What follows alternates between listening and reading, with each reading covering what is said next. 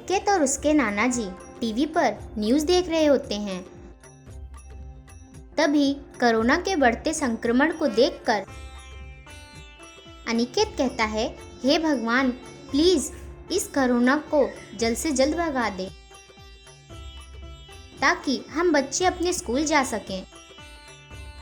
अनिकेत की ऐसी पुकार सुनकर नाना जी कहते हैं, अरे बेटा, कोरोना को तो दूर करने के लिए दुनिया भर के डॉक्टर्स लगे हुए हैं और उम्मीद है कि जल्द से जल्द इसका निराकरण भी हो जाएगा। बेटा, भगवान को कोरोना को दूर करने के लिए क्यों पुकारें?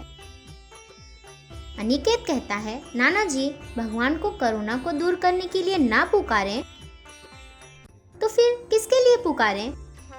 नाना जी कहते हैं, बेटा, मेरे कहने का मतलब यह है कि भगवान हम सबके माँ बाप हैं, उन्हें सिर्फ दुख दूर करने के लिए ही क्यों पुकारें? अनिकेत कहता है, अरे नाना जी, आप ही बताते हो कि जब रावण, कंस जैसे आतताई दुनिया को परेशान कर दिए, तब लोगों ने भगवान को उन्हें मारने के लिए पुकारा। और जब मैं कोरोना को दूर करने के लिए पुकार रहा हूँ तो कह रहे हो कि कोरोना को दूर करने के लिए क्यों पुकारें? नाना जी कहते हैं, बेटा, तेरा कहना बिल्कुल सही है कि हम कोरोना को दूर करने के लिए क्यों ना पुकारें। लेकिन बेटा, जरा सोच, हम जिस चीज के लिए भगवान को पुकारेंगे वही तो होगा। अनिकेत कहता है, हाँ, वही होगा।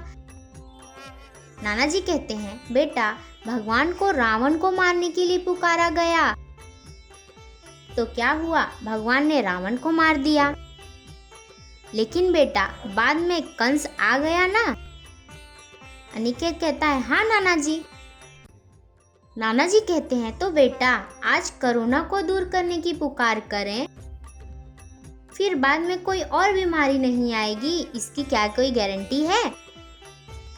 अनिकेत कहता है, नहीं नाना जी, कोई गारंटी नहीं है। नाना जी कहते हैं, बेटा, जरा सोच, जैसे भगवान से कोरोना बीमारी को दूर करने की पुकार कर रहे हैं, वैसे ही एक पुकार अगर हम भगवान को बिना भ्रम के प्रकट रहने की ओर कर दें तो? अनिकेत कहता है, नाना जी, पुकार तो कर लेंगे, लेकिन इससे क्या होगा? नाना जी कहते हैं, बेटा, अगर भगवान ही बिना भ्रम के सबको, हर एक को दिखते, बातचीत करते, गोद लेते प्रकट रहेंगे तो फिर क्या कोई कष्ट या तकलीफ किसी को रह जाएगी?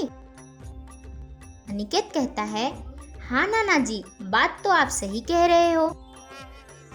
अगर भगवान ही बिना भ्रम के प्रकट हो जाएंगे तो बाकी क्या रहेगा? लेकिन नाना जी, भगवान को पुकारने के लिए कोई मंत्र जपना होगा। नाना जी कहते हैं, नहीं बेटा, ऐसा कुछ भी नहीं है।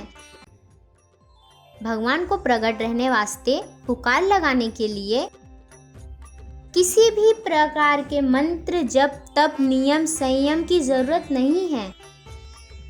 जैसे हम सभी अपनी जरूरत की चीजों की मांग कहीं से भी, कभी भी, कैसे भी, किसी भी वक्त कर लेते हैं, वैसे ही भगवान को बिना भ्रम के प्रकट रहने की पुकार करनी है।